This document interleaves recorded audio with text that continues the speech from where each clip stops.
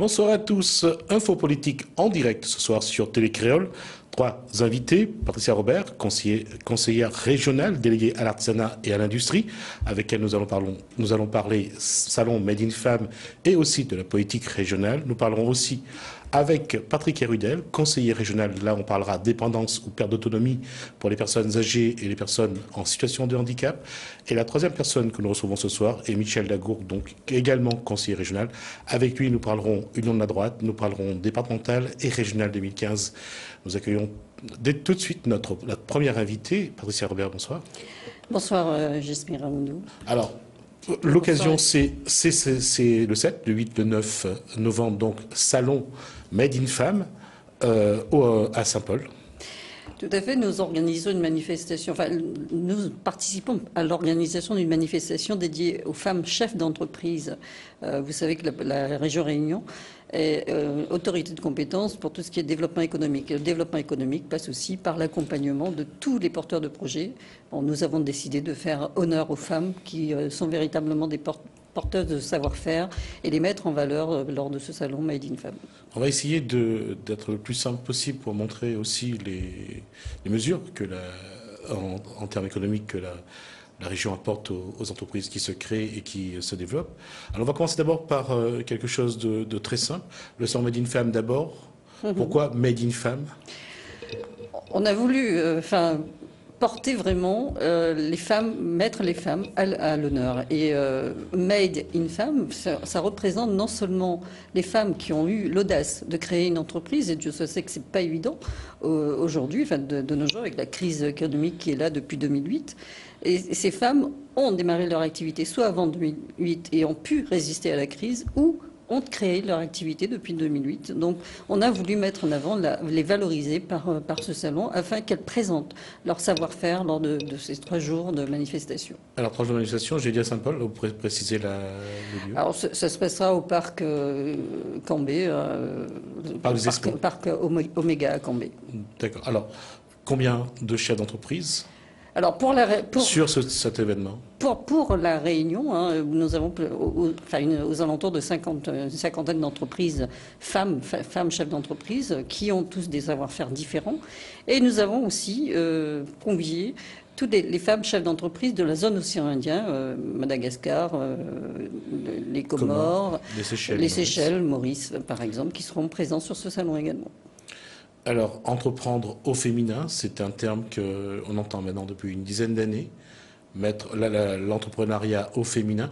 Est-ce que aujourd'hui, avec je dirais, le fait d'avoir mis un petit peu en exergue les femmes dans l'entreprise, les femmes en tant que chefs d'entreprise, est-ce que ça a fait évoluer, ne serait-ce que les mentalités, mais aussi qu'est-ce que ça a apporté dans la création d'entreprise et le développement économique?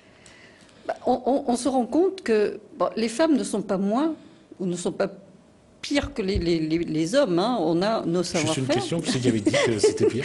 On a nos capacités et c'est encore plus difficile pour nous, femmes, qui avons assumé d'autres charges. Vous voulez dire que c'est plus difficile d'être un chef d'entreprise femme qu'homme? Je suis persuadée parce que on a d'autres charges, comme je le disais, des charges liées au foyer, des charges donc liées à la famille, s'occuper des enfants, s'occuper du foyer de manière générale. Donc en plus, c'est comme nous, les femmes en politique, on a aussi en plus à s'occuper de développement de nos filières de richesse. C'est-à-dire qu'on doit aller chercher de l'argent pour pouvoir aussi contribuer aux charges du foyer. Donc ça demande une véritable organisation, une véritable disponibilité, ou du moins essayer de jongler entre les différents aspects de la vie de femme, tout simplement. Alors, on va essayer de donner envie, on va voir si on peut donner envie aux gens de venir voir ce que produisent les femmes chefs d'entreprise qui exposeront sur le parc Oméga. Qu'est-ce que les visiteurs, qu'est-ce que ceux qui vont venir vont pouvoir regarder, admirer ou acheter? On va avoir toute une panoplie de savoir-faire, tant au niveau artisanal qu'au niveau industriel, qu'au niveau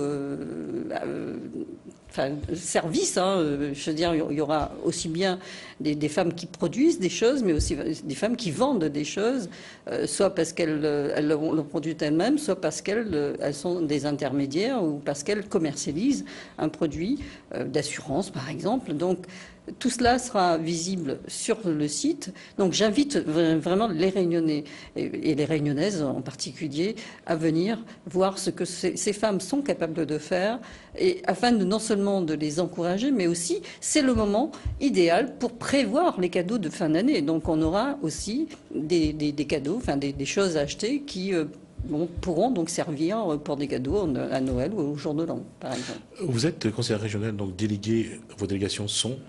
L'artisanat et l'industrie. Alors, la question, c'est qu'aujourd'hui, on voit ce développement, on voit cet apport économique. Qu'est-ce qu'aujourd'hui, dans ce que met en place la région, qu'est-ce que vous faites pour soutenir, d'une part, les femmes, mais de manière générale, l'économie, les créateurs d'entreprises? Vous savez, l'artisanat, c'est un secteur qui est très important. Nous avons plus de 15 000 entreprises qui sont destinées à l'artisanat, et c'est le premier employeur de France et donc de la Réunion. Des entreprises, des jeunes qui ont été en contrat d'apprentissage ont pu par la suite ouvrir leur propre structure et devenir être artisans. Je vais revenir sur ma question. D'abord sur par exemple, quelqu'un a un projet, un homme ou une femme, puisqu'on parle des femmes ce soir, on va s'étendre sur ce sujet. Qu'est-ce qu'une femme qui a un projet va venir? Qu'est-ce que la région fait aujourd'hui? Alors nous avons mis en place depuis depuis 3 mois environ, le guichet unique du développement économique. Ce guichet unique se situe dans les locaux de la région, à la pyramide inversée, à l'hôtel de région. Nous accueillons donc les chefs d'entreprise, les porteurs de projets, qui ont un projet non seulement de création, mais aussi de développement. Pourquoi la mise en place de ce guichet unique? Parce que nous avons organisé par le passé la caravane de l'entreprise, qui était la caravane qui allait apporter la formation sur le terrain au niveau des entreprises, au niveau des créateurs, au niveau des entreprises existantes. Mais il se trouve que... Alors, juste un mot sur la caravane de l'entreprise, puisque vous avez été l'instigatrice et que vous avez participé à ça. Qu'est-ce que, sur le terrain, qu'est-ce que les chefs d'entreprise que vous avez rencontrés, qu'est-ce que ceux qui voulaient créer une entreprise sont venus vous demander, et qu'est-ce que ceux qui ont une entreprise qui sont en difficulté, qu'est-ce qu'ils vous demandent aujourd'hui? Le problème des entreprises aujourd'hui, ce qu'ils me demandent aujourd'hui, c'est au niveau des financements, comme d'habitude. Et c'est vrai que ça, c'est un problème épineux. On a du mal aujourd'hui, les banques aujourd'hui ont du mal à suivre les entreprises. Donc c'est dans ce sens que la région a mis en place, en partenariat avec Réunion Active, une garantie bancaire. Donc je siège au comité d'attribution de cette garantie. Chaque entreprise qui ont un projet et qui ont du mal à avoir une garantie parce qu'ils n'ont pas de caution, etc., peuvent s'adresser à cette structure qui va les recevoir, voir leur dossier et les présenter au comité d'engagement dans lequel moi je siège bien sûr, et je donne un avis qui n'est pas décisif, mais un avis qui peut être intéressant pour les partenaires qui sont autour de la table, essentiellement les banques. Donc ça permet de lever des fonds. Il y a eu plus de 850 dossiers qui ont été déposés. Environ 522. Depuis quand?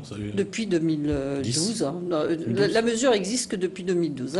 La région a nanti des fonds qui permet donc de lever des emprunts bancaires. 852 dossiers, 500 dossiers 522 soutenus, dossiers qui ont été vus, présentés au comité. Environ 450 qui ont abouti. Pour une enveloppe globale de combien? Une enveloppe, on a à peu près 4 000, ça a levé des prêts bancaires à hauteur de 4 millions 5. Donc c'est quand même pour soutenir 450 entreprises. En termes de création d'emplois, aujourd'hui, ces mesures que vous proposez, on voit est-ce qu'il y a une efficacité?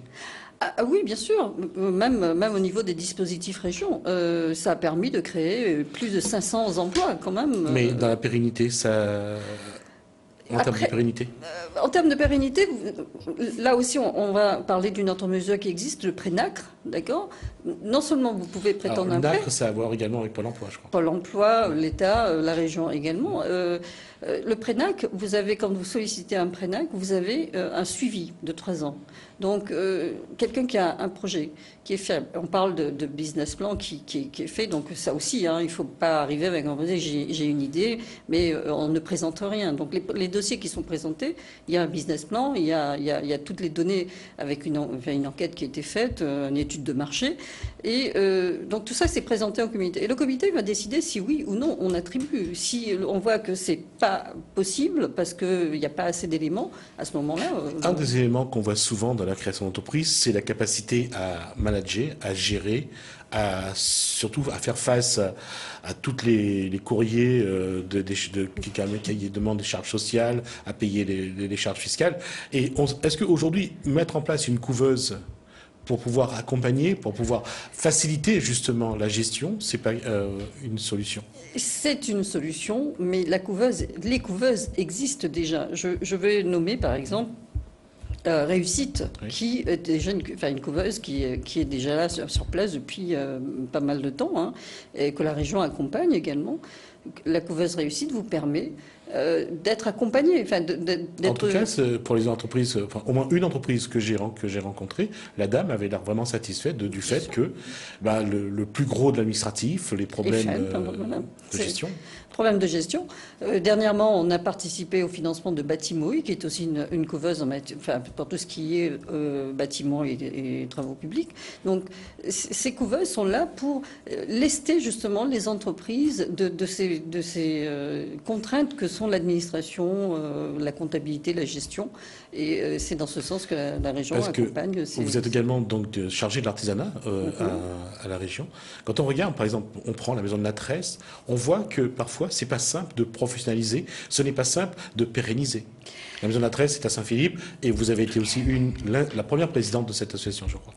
Oh, je ne dirais pas la première présidente, je ne l'ai pas créée, mais disons que j'ai initié pas mal d'actions qui feraient que la Maison de la Tresse a eu un moment un bel essor. Bon, on espère que ça va continuer, mais le problème de ces savoir-faire patrimoniaux que sont la tresse du Vacquois, du Choca, du Chouchou ou de la broderie de Sillaos, ce sont des savoir-faire qui sont en train de se perdre et qui, à un moment, il a fallu alerter les politiques qu'il fallait maintenir. C'est pour ça que lors de mon passage à la Maison de la Tresse, j'ai mis en place un atelier chantier d'insertion qui a permis de former une douzaine de personnes pour que ce savoir-faire soit retransmis. Mais le problème reste toujours dans ce genre de contexte, c'est l'étape suivante, c'est la professionnalisation, des dames qui travaillent là pour demain les permettre à la rigueur d'en vivre aussi.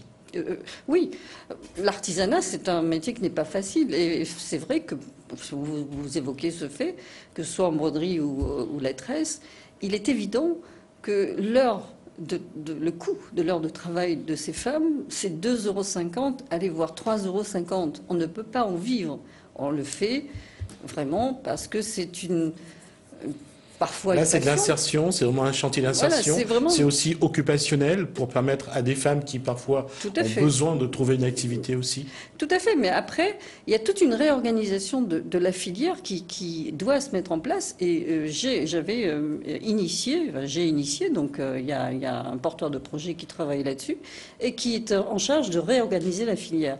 Le but, c'est quoi? C'est arriver à faire en sorte que la tresse du Vacquois soit connue au niveau mondial, au niveau international. Et c'est dans ce sens qu'on a pu contractualiser avec des personnes qui s'occupent des grosses entreprises pour donner des objets de qualité, de valeur, afin que ces objets soient vendus à un prix beaucoup plus intéressant pour les tresseuses. Et une des choses que l'artisanat réunionnais doit affronter, c'est l'artisanat extérieur. créer un label pour la tresse à Saint-Philippe ou comme la broderie à Sillaos. Aujourd'hui, un label réunionnais et s'impose. Il y a un label déjà, hein. On a travaillé sur ce dossier. Effectivement, aujourd'hui, il y a une traçabilité. Il y a une commission qui s'installe une fois tous les 3 mois à peu près et qui, suite au dépôt des dossiers des entreprises artisanales, décerne le label fait pays, hein, qui existe avec une étiquette. On remet tout un kit de communication aux entreprises qui ont eu ce label, de sorte qu'on puisse vraiment différencier l'artisanat local de l'artisanat extérieur.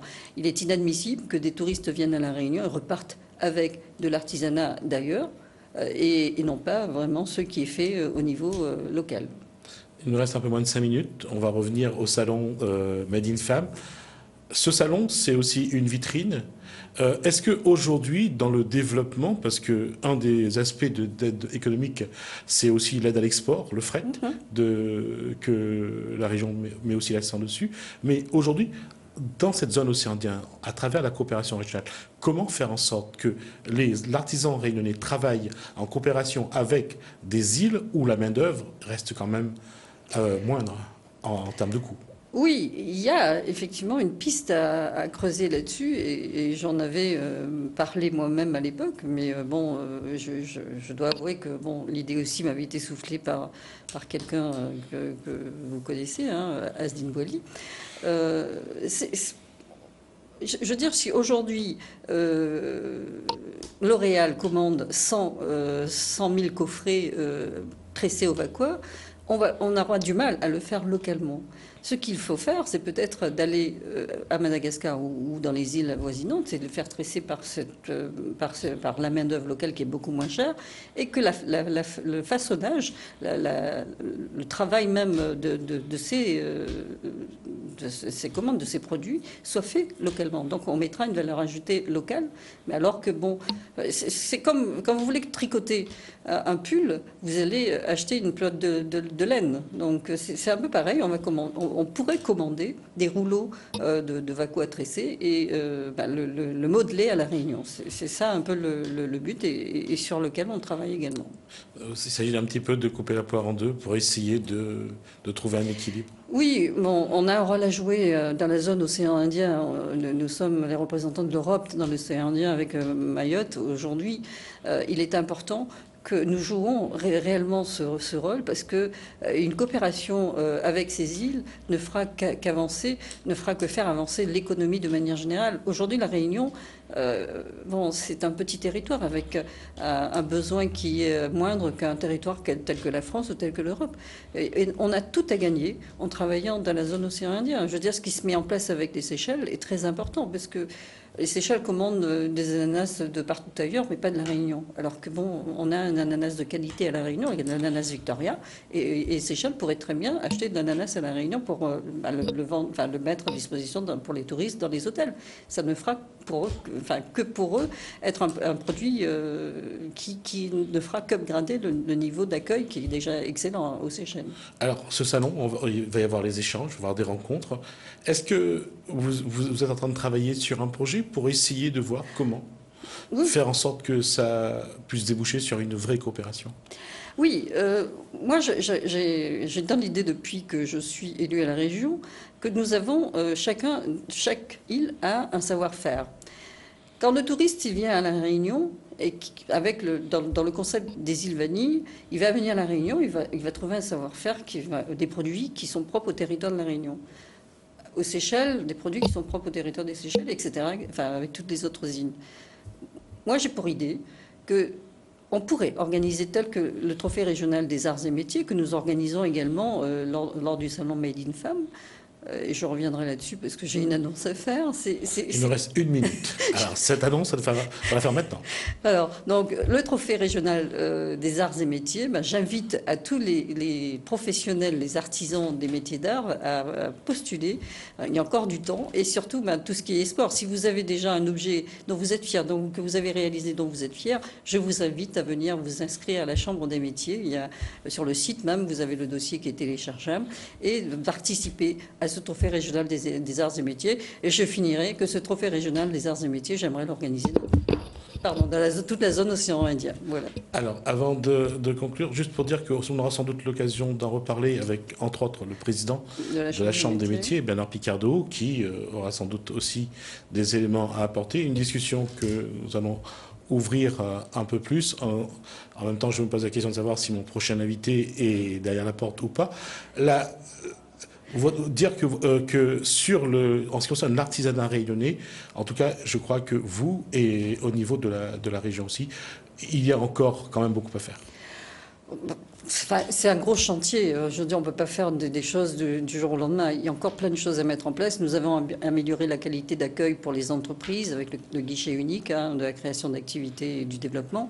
Il y a encore du travail à faire. Mais bon, il nous reste qu'un an. Mais j'ose espérer que pendant ces un an, on fera tout ce qu'il faut pour essayer de répondre au plus près aux besoins des entreprises. Nous aurons donc l'occasion d'en reparler. En tout cas, merci Patricia Robert. Donc, je rappelle donc que vous êtes conseillère régionale déléguée à l'artisanat et à l'industrie. Et donc que le 7 et le 8 et le 9 novembre, au Parc Escobate à Saint-Paul, il y aura donc le salon Made in Fab. Je vous demande de laisser la place donc au prochain invité, qui sera donc Patrick Erudel, qui est donc conseiller général. Nous allons parler de quelque chose qui met du temps à avoir des contours au niveau national. Ça a été souvent reporté, ce dossier. C'est une loi, c'est un projet qui a du mal à se mettre en place. On l'avait vu du temps de Sarkozy. On a changé de président et de gouvernement. Patrick Erudel va s'asseoir. C'est la dépendance ou, pour certains, la perte d'autonomie. Et c'est quelque chose qui est particulier parce que la population française vieillit. Comment va se gérer ce problème? Comment allons-nous être présents pour que ce vieillissement se passe bien, et surtout à La Réunion? Et ce dossier, il est épineux, il est complexe, et Patrick Erudel, je ne pense pas que vous me direz le contraire. Bonsoir. Bonsoir. C'est un dossier complexe. C'est un dossier assez complexe, effectivement. Alors, il y a eu lundi la journée pour les assistants familiaux.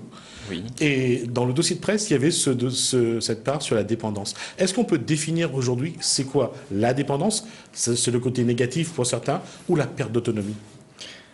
Disons que la dépendance, c'est une accélération de la perte d'autonomie avec le vieillissement.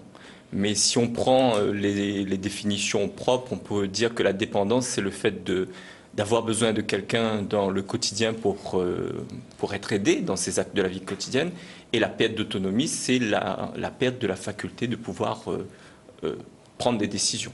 Assistantes familiaux, assistantes maternelles, aide à la personne, ça c'est c'est le travail du Conseil général, sur ses missions. Aujourd'hui, sur ce terrain-là, on va commencer.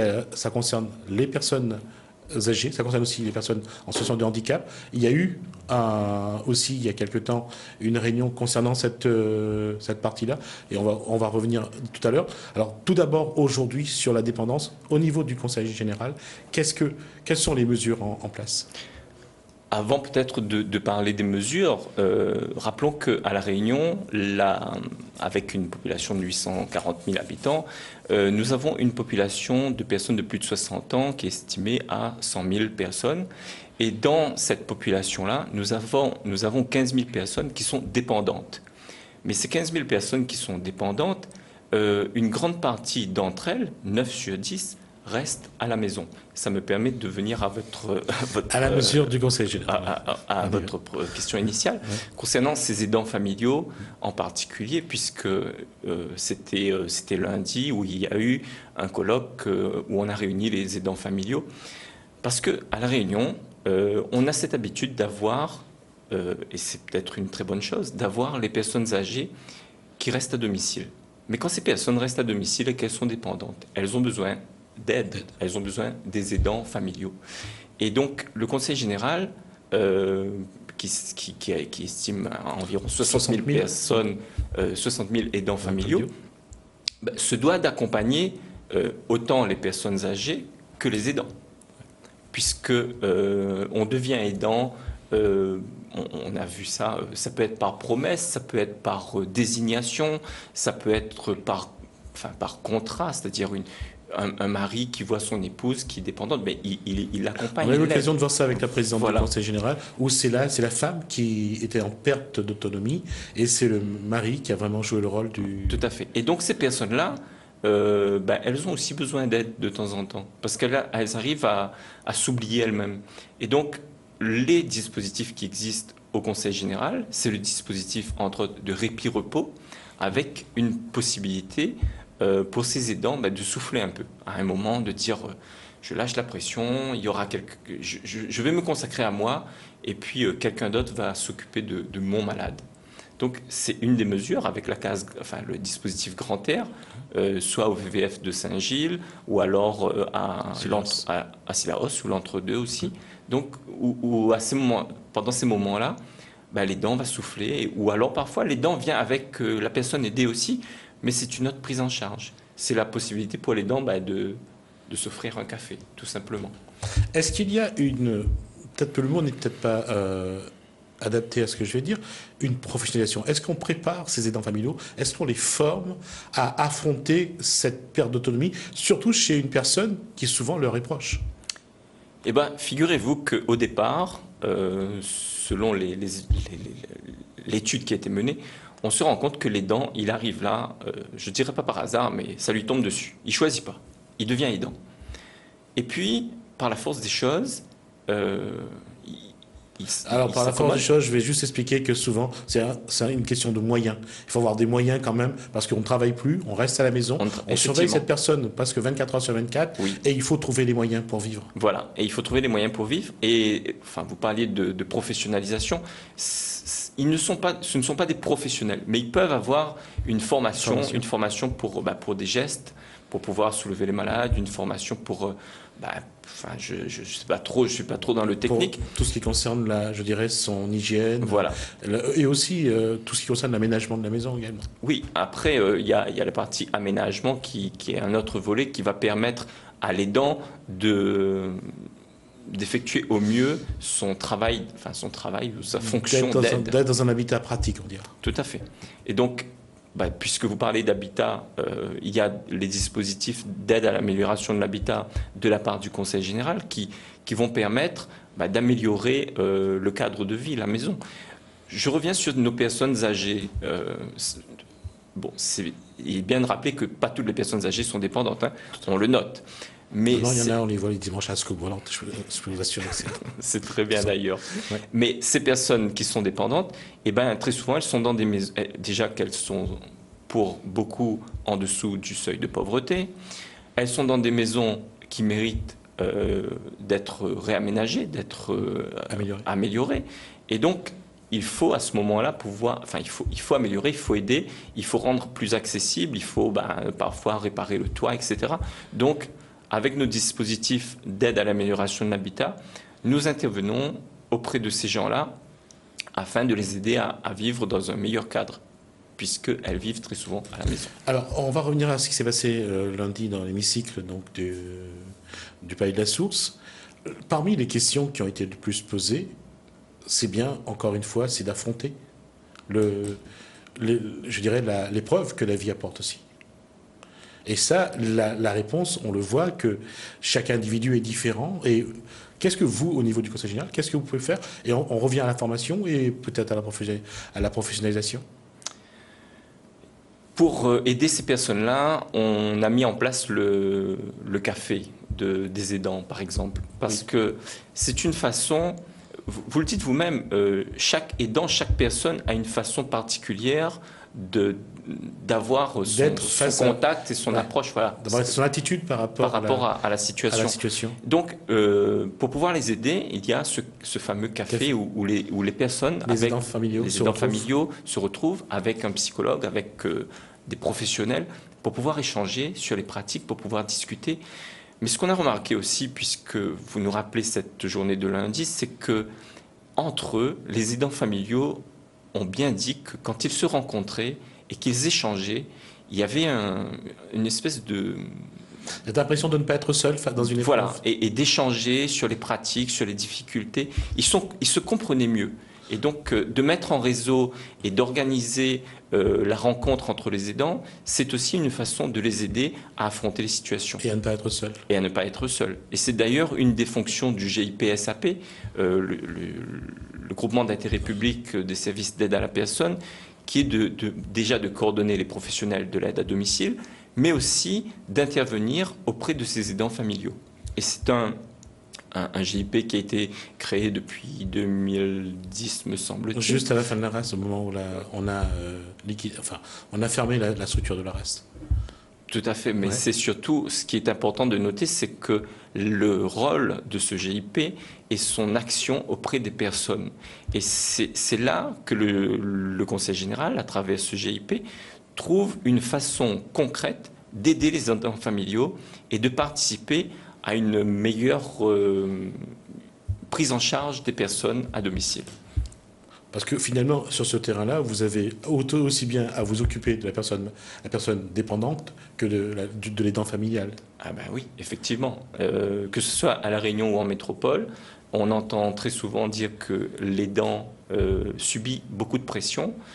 J'écoutais encore une émission dans la journée sur les aidants familiaux. Il y a même des aidants familiaux qui vont jusqu'à consommer des psychotropes, enfin, qui ont besoin d'évacuer, de s'évader carrément. Donc il est important, imaginez-vous, M. Amoudou, une personne 24 heures sur 24 en train d'aider l'autre. Je veux dire, c'est assez contraignant, c'est assez fatigant. Donc je pense que ces personnes ont forcément besoin d'aide. Le malade, oui, la personne dépendante ou l'aidant a besoin effectivement d'avoir du recul, pouvoir se retrouver. Et puis à un moment donné, je crois qu'à force d'être toujours dans l'épreuve, on finit par ne plus savoir qui on est. Eh ben, on a entendu ça, s'oublier. Les gens en arrivent à s'oublier. Donc c'est ce côté-là surtout, je pense, qui est le plus complexe à aider. Et quand vous avez parlé de psychologue de café des aidants familiaux, c'est peut-être ça aussi la solution pour que ces aidants voient qu'ils sont confrontés à des problèmes qui se ressemblent et peut-être surtout qu'ils ne sont pas seuls et que ça devient... On revient à ça, à la formation et à la professionnalisation. C'est un métier finalement. Finalement, c'est un métier, mais ce qui est important de noter, c'est qu'il y a un besoin de considération, de prise en considération de ces personnes-là, de discussion, de se parler, parce que c'est vrai que c'est un phénomène de société. On peut parler d'économie avec les services d'aide à la personne, mais on en revient toujours à la personne et aux personnes qui ont besoin d'échanger et puis de vivre. Mais sur l'aspect humain. Exactement. Alors, par contre, pour revenir sur les moyens qu'il faut mettre en place, on sait que la dépendance est graduée. On le voit au niveau des personnes porteuses en situation de handicap.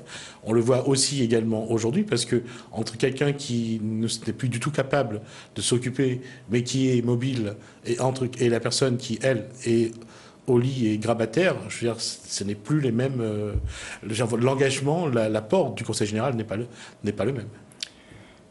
C'est assez complexe. Vous parlez de personnes handicapées. Il y a les personnes handicapées de moins de 60 ans, les personnes handicapées de plus de 60 ans, donc qui sont dans le registre des personnes âgées, plus de 60 ans. Et effectivement, il y a une différence de prise en charge. Mais cette différence de prise en charge, puisqu'elle doit être, c'est le propre du Conseil général, ce sont des choses que nous constatons. Qui sont fixées par des règles de l'État. Oui, ce sont des règles nationales. Voilà. Donc, c'est assez difficile. Malgré tout, on essaie d'intervenir pour pouvoir aider d'une façon ou d'une autre les personnes. Ah, c'est peut-être pas une bonne comparaison, mais je vais quand même vous poser la question. Aujourd'hui, qu'est-ce qui sollicite le plus les moyens du Conseil général? Est-ce que ce sont les personnes âgées ou les personnes en situation de handicap? Je ne pourrais pas vous faire un ratio par rapport au montant par personne, mais disons que dans la globalité, personnes âgées, personnes handicapées, c'est 110 millions du Conseil général. Et donc, c'est quand même... conséquent. C'est conséquent. Alors, puisqu'on parlait de ça, on parlait de formation, de professionnalisation, on va prendre... l'hypothèse que quelqu'un qui nous écoute a envie de devenir aidant familial, est-ce qu'il y a il y a un cursus à suivre? Un cursus, je ne sais pas. Ouais. Par contre, cette personne, je lui conseille, pardon, de se rapprocher du GIP SAP, du groupement d'intérêt public de services d'aide à la personne. Et si là, vous me demandez le numéro de téléphone, non, je vais pas vous donner le numéro de téléphone. Je vais pas vous donner le numéro de téléphone. Mais voilà, je crois que c'est quelque chose quand même qui aujourd'hui, un peu comme les aides ménagères, un peu comme les assistants maternels, ceux qui peuvent apporter quelque chose aujourd'hui ou qui cherchent aussi un travail. Parce que c'est aussi l'occasion de se tourner vers un travail, peut-être pas à plein temps, mais qui exige quand même beaucoup d'engagement. Mais disons qu'il y a deux pendants à ce que vous dites là. Il peut y avoir une personne qui a envie de travailler auprès d'être une aide à domicile d'une manière professionnelle et d'intégrer une entreprise, une coopérative, une association qui intervient à domicile. Mais il y a aussi les personnes dans les familles qui vont devenir aidants familiaux de la grand-mère, du grand-père. Donc il y a bien deux choses. Et puis, il y a ceux qui sont professionnels et ceux qui ne le sont pas non plus. Ceux qui vont le faire à titre gratuit. Il nous reste 5 minutes. On va revenir sur cette, cette dépendance. Qu'est-ce qu'aujourd'hui le Conseil général attend du projet que l'État devait, depuis 2 ans, mettre en place? Ce projet est, dans un sens, peut-être une bonne chose parce que, à force de mettre en opposition les personnes handicapées, les personnes âgées, à un moment donné, on ne s'y retrouve plus. Donc, ça serait déjà de faire en sorte que les choses soient plus lisibles et plus claires. C'est une chose sur le projet de la loi autonomie et dépendance, me semble-t-il que c'est le terme. Ouais. Mais il y a quelque chose qui est important aujourd'hui. C'est le désengagement de l'État au niveau financier sur la PCH, l'APA, la CTP, l'aide familiale. Enfin, c'est ça qui devient une contrainte pour les départements. Quand le Conseil général, aujourd'hui, fait quand il y a 100 euros de dépensés, l'État, aujourd'hui, ne met que 25 euros. 75 euros supportés par le Conseil général. Eh bien, il faudrait aller un peu plus loin de la part de l'État. Est-ce que quelque part l'État vous oblige pas aussi à vous concentrer sur vos missions principales et essentielles? Effectivement, l'État souhaiterait que l'on se concentre sur nos missions principales, sur nos cœurs de compétences. Mais ce qu'il faut constater, c'est que dans un département comme La Réunion, il y a malgré tout d'autres choses qu'il faut prendre en compte. Il n'y a pas que cette partie-là, ce côté social apporté d'une manière directe. Il y a autre chose pour faire essayer d'avancer, de grandir. Qu'est-ce que vous, en tant que conseiller général délégué donc à la perte d'autonomie plutôt qu'à la dépendance, qu'est-ce que vous en attendez? Qu'est-ce que vous, qui connaissez le terrain, qui connaissez bien ce dossier, qu'est-ce que vous pensez, quelles décisions devraient être prises pour améliorer la vie aussi bien de la personne malade que de l'aidant familial?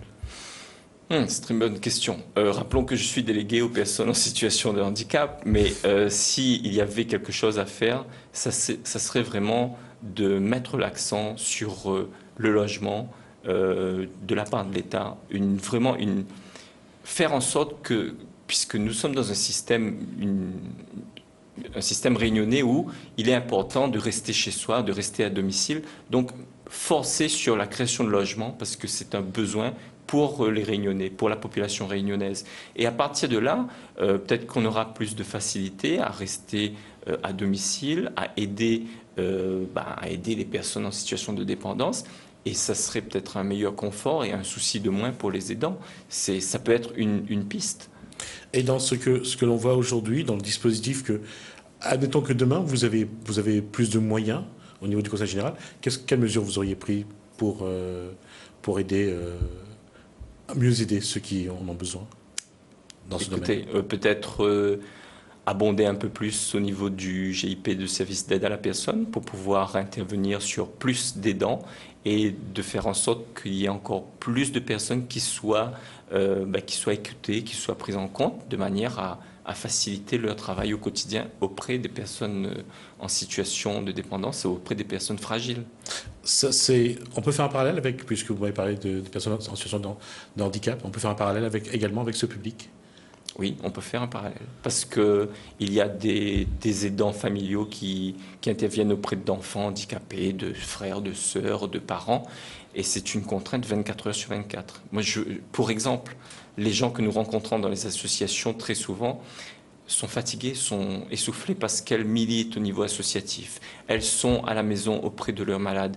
Et il faut noter que ces gens-là, elles sont méritantes et elles ont besoin quand même de souffler de temps en temps et de se retrouver. Patrick Ridel, en tout cas, nous arrivons donc à la fin de cette discussion. Je vous remercie d'avoir répondu à nos questions. Je rappelle donc que vous êtes conseiller général et vous avez dit à votre délégation. Délégué aux personnes en situation de handicap. Merci. Et je voudrais quand même faire un coucou à Freddy Thévenin et lui dire, Freddy, à soir, fais péter. Merci. En tout cas, Patrick Ridel, je vous propose de regagner la sortie. Donc, on va accueillir maintenant Michel Lagourgue, aujourd'hui conseiller régional, on va y revenir, et également conseiller municipal à la mairie de Saint-Denis. Bonsoir, Michel Lagourgue. Bonsoir. Bonsoir aux auditeurs. Une question, vous pensez à quoi quand vous êtes devant le miroir pour vous raser? Ah, mais je me regarde sans aucun problème. Alors, la question, on va y revenir. Vous étiez également donc candidat au municipal Oui. en 2014. Vous avez, au second tour, vous avez fait alliance. La droite a fait une alliance autour de René Politoria et de Nassima Dindar. Aujourd'hui, vous êtes donc toujours conseiller régional. J'ai dit on va y revenir. Également conseiller municipal. D'abord, on rappelle comment vous êtes devenu conseiller régional. Oui, j'étais élu sur la liste de l'Alliance. Et puis, les choses ont évolué. Et aujourd'hui, je rejoins le camp de Didier Robert. Alors, un mot, vous étiez devant la préfecture, jeudi, oui, pour soutenir la continuité territoriale. J'ai du mal toujours à le prononcer. Et aujourd'hui, on a prévu une assemblée plénière exceptionnelle mardi. Mmh. Qu'est-ce qu'il faut s'attendre?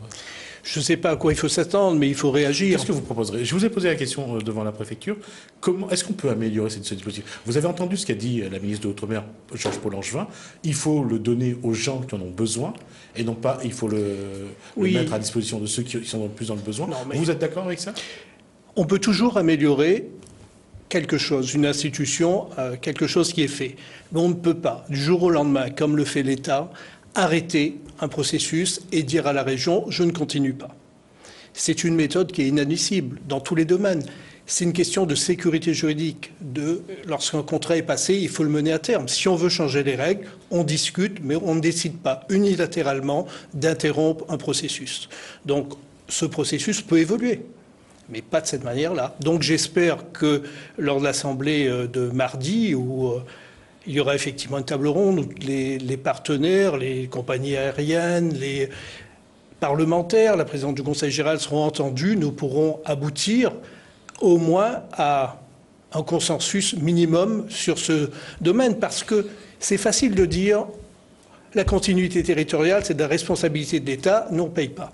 N'empêche que si ce système n'avait pas été mis en place par la région, aujourd'hui, c'est 300 000 personnes qui n'auraient pas voyagé.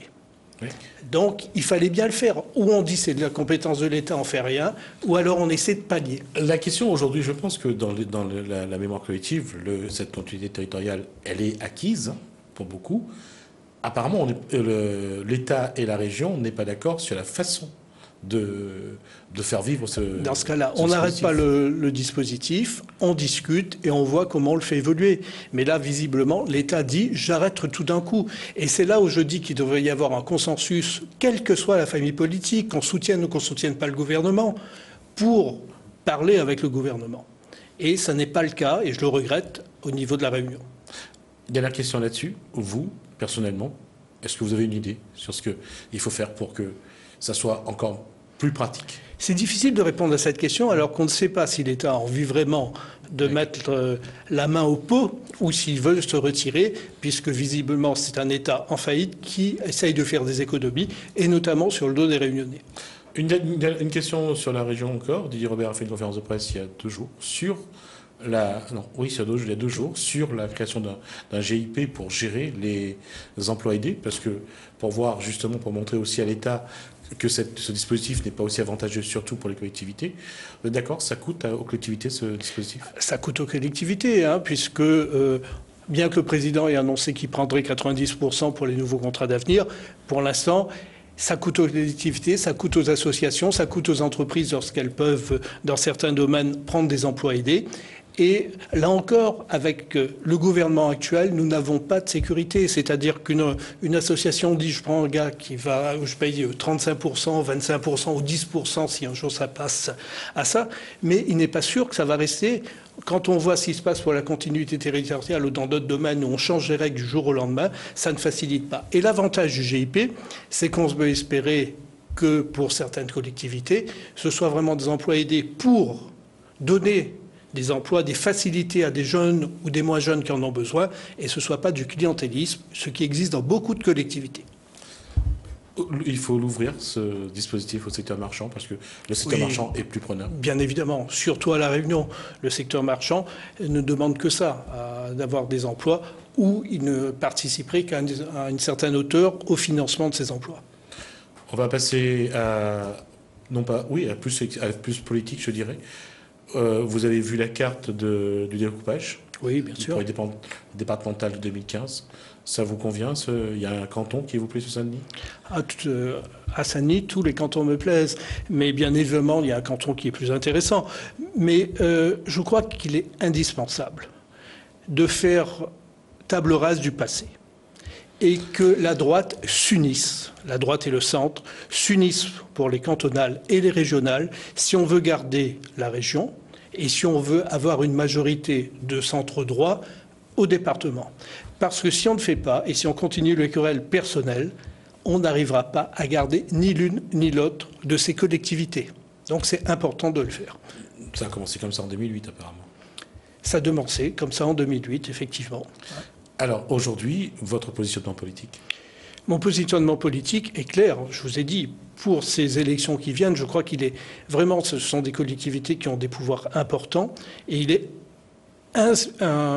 indispensable que la droite et le centre conservent la région et le département.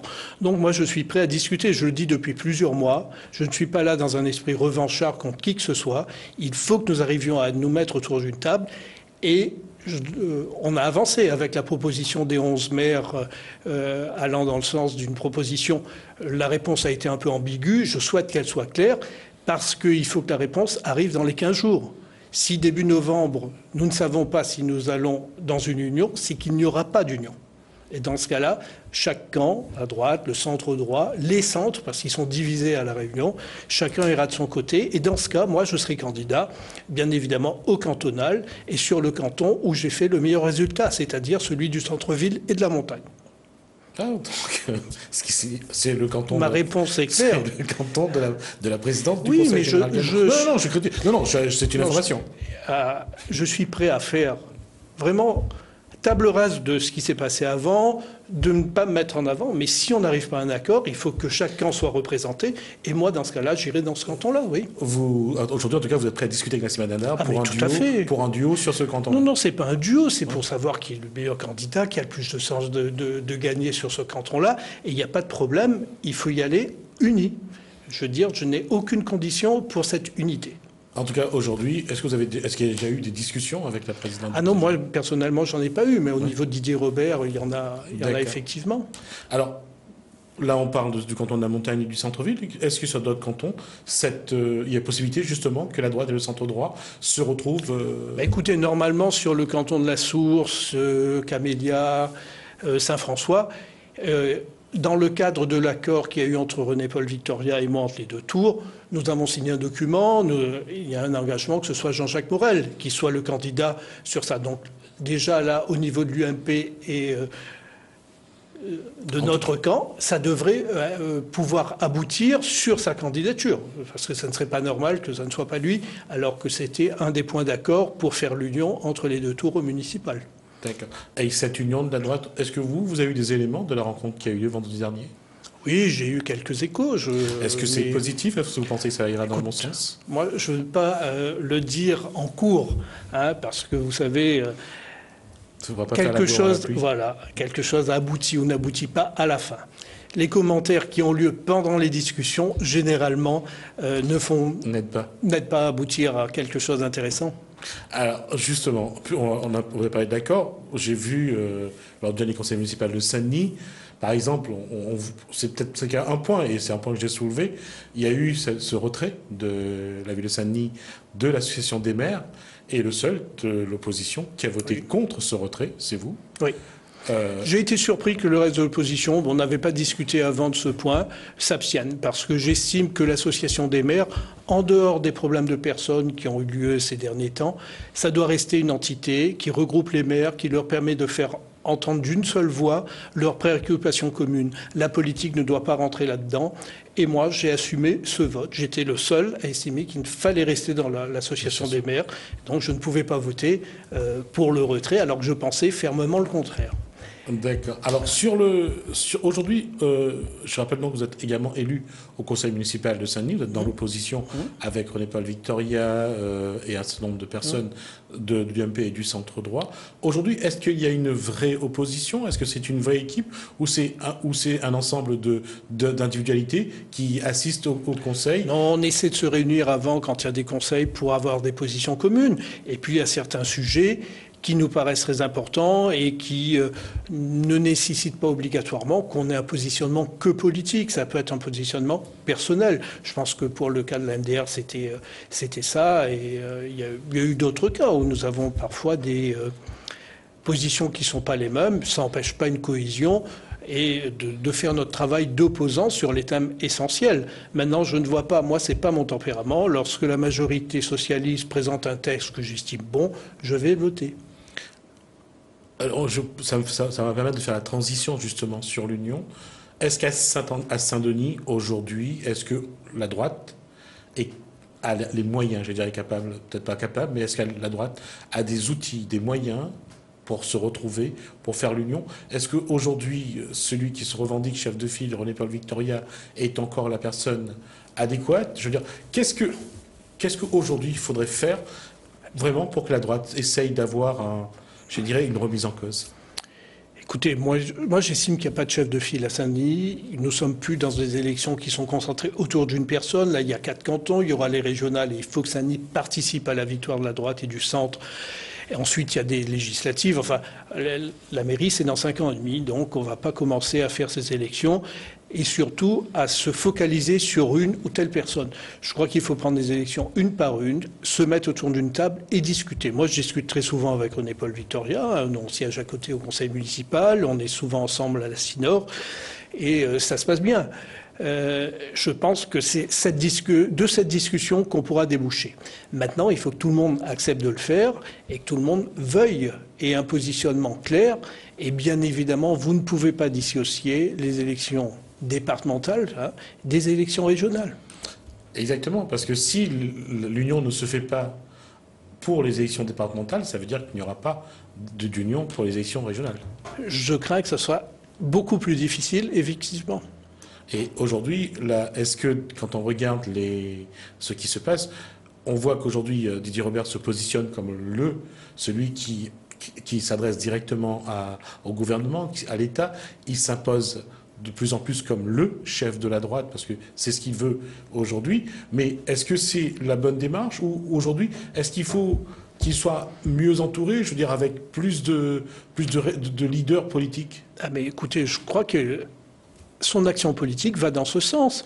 L'appel qu'il a fait à la présidente du Conseil général et à l'UDI de se mettre autour d'une table pour trouver la meilleure solution pour les élections à venir prouve que, contrairement à ce que vous dites, il ne se pose pas en leader unique mais qu'il essaye de discuter avec tout le monde. Et c'est ce qu'il a dit. Il est prêt à discuter avec toutes les personnes qui se reconnaissent dans l'opposition au gouvernement. Donc, si chacun est clair là-dessus, on doit pouvoir discuter. Et puis, y compris avec votre ancien partenaire Thierry Robert? Oui, si, mais il faut qu'il se positionne sur le plan gouvernemental. Il n'y a pas de raison que ce ne soit pas avec lui s'il le fait. Juste pour rappeler que vous étiez au Modem ensemble. Oui, c'est moi qui ai créé le Modem. Je l'ai créé. Non, Oui, mais j'assume cette partie parce que c'était effectivement... Mais ce qui me différencie de Thierry Robert aujourd'hui, c'est qu'il est encore sur la position du Modem qui était on peut faire alliance avec la droite ou avec la gauche. Or, avec les institutions qu'on a, il faut choisir. Et il est le dernier à croire qu'on puisse encore se faire avec la gauche. Même François Bayrou, maintenant vous le dites très clairement, notre union ne peut être qu'avec la droite, même si le centre doit garder une autonomie. Moi, je ne suis pas pour la fusion des partis UMP, UDI, ou ce qu'il en sortira après les élections de l'UMP. Vous avez, je vais revenir à ça, ça va sans doute vous agacer, vous avez un nom, vous êtes une personnalité aujourd'hui politique à Saint-Denis aussi. Qu'est-ce que vous allez faire? Comment vous allez peser, justement, pour mettre en place cette union, pour convaincre? Et peut-être, est-ce que vous allez rencontrer Thierry Robert, par exemple?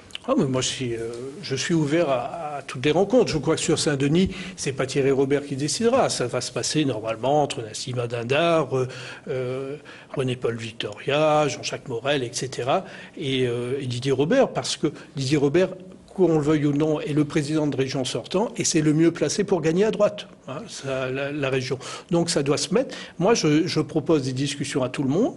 Il y a des personnalités. Demain, je rencontre un conseiller général sortant. Je rencontre Gineo Ponamalom également demain. J'ai des discussions tout le temps pour qu'on connaissent les positions de chacun. J'ai rencontré Joseph Sinimalé la semaine dernière, qui est très attaché à ce qui est cette union d'opposition. Je travaille à ça. Et je vous dis, sans avoir un objectif personnel dans ces cantonales et dans ces régionales. Maintenant, j'estime qu'effectivement, j'ai fait un score qui, avec le recul, est intéressant. Je l'ai fait sur mon seul nom, avec aucun des soutiens des leaders de Saint-Denis. Et ça me paraît difficile qu'on fasse une discussion sans moi. Il nous reste à peu près 4 minutes. Aujourd'hui, vous, comment voyez-vous la suite pour vous? Quels sont vos objectifs pour les départementales et pour les régionales? Mais ça, pour moi, ça n'est pas important. Mon cas personnel, vraiment, ce n'est pas important. Si j'avais voulu faire une carrière politique, j'aurais commencé beaucoup plus jeune et j'aurais commencé quand mon père était aux affaires et que ça m'aurait aidé. Certains le font actuellement. Moi, je m'y suis refusé. Donc, la question de ma personne n'a aucune importance dans cette affaire. Par contre, je serai toujours là, aux côtés des Dionysiens, pour les aider dans leur combat de tous les jours et pour essayer que sur Saint-Denis, la droite arrête de se diviser et de perdre des élections qu'elle devrait gagner parce que la ville de Saint-Denis est une ville qui majoritairement, socialement, est plutôt à droite et pourtant, vous voyez, Gilbert Annette gagne avec 57%. Il nous reste moins de 3 minutes, mais la question va être peut-être cinglante, mais qu'est-ce qui n'a pas marché pour 2014 ? Si je vous disais ça, j'ai fait une analyse. Ouais. On va revenir sur les combats qui ont eu lieu en 2013, en 2014, sur des questions que j'estime ne pas devoir remettre sur la table aujourd'hui, parce que je veux l'union pour l'avenir. Alors si on repart sur les questions qui nous emmenaient à l'échec, je vous dirais simplement de manière globale, c'est la division. Et vraiment, j'ai tout fait pour qu'il y ait une union municipale. Il y a eu la division, je ne veux pas aller plus loin parce que ça serait mettre en cause des personnes et c'est... ça serait mettre l'huile sur le feu. Mais bien sûr, et on n'arrivera pas à... La question, c'est que ce soit Jean-Paul Virapoulet, Nassima Dindar ont répondu, pour l'union, il faut le faire sur un projet. Mais tout à fait, bien sûr. Ceci dit, c'est une façon de répondre et de dévier un peu le débat. Parce que sur le projet, de manière globale, bien sûr qu'il y a certains problèmes, mais de manière globale, on sait que la droite a un projet qui est à peu près commun, une façon de voir. Et il y a des combats communs. Je pense aux allocations familiales. Le gouvernement remet en cause le principe de l'universalité sans discussion. Modulation. Oui, mais je pense que ça nécessitait une discussion, peut-être. Qu'on doit aller dans ce sens, peut-être pas. Mais les associations familiales, l'UDAF et tout, sont mécontents de ça. Et là-dessus, l'ensemble de la droite a le même point de vue. on peut craindre pour la famille, c'est ce que disent souvent ceux qui s'opposent à cette décision du gouvernement. Écoutez, en tout cas, ça aurait mérité une discussion. Encore une fois, c'est imposé. C'est au moment d'un vote, les députés socialistes imposent ça, le gouvernement accepte. Il n'y a pas eu de discussion avec ceux qui représentent les familles et c'est ça que je regrette. C'était un débat, vraiment, quand il y a quelque chose qui a été une politique familiale, qui est une des politiques qui marchait en France. Quel que soit le gouvernement, ça arrivait à peu près. On a des meilleurs taux de natalité, le meilleur d'Europe. Et on ne peut pas remettre les choses en question sans en discuter, sans voir ce que ça va donner dans l'avenir. C'est ce que je reproche à ce gouvernement. Michel Legault, nous sommes arrivés à la fin de cette émission. Je vous remercie. Famille Nune. Donc, merci à vous. Je rappelle donc que vous êtes conseiller régional et également conseiller municipal d'opposition à la mairie de Saint-Denis. Merci d'avoir répondu à notre invitation. Merci à vous de nous avoir regardé, de nous avoir écoutés. Merci pour votre fidélité à Télé Créole. On vous souhaite de bien continuer votre soirée sur notre chaîne. Bonsoir chez vous.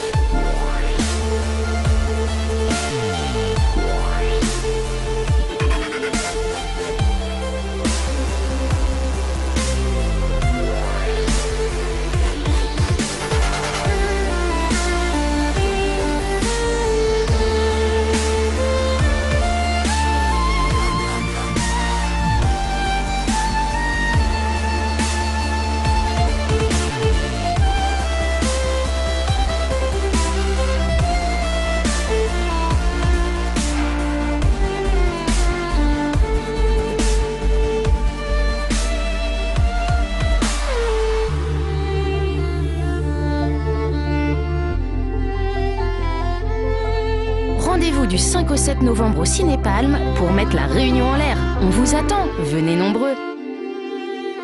Océanor et Réunionnais du Monde vous ont présenté la bande-annonce officielle du Festival du film réunionnais.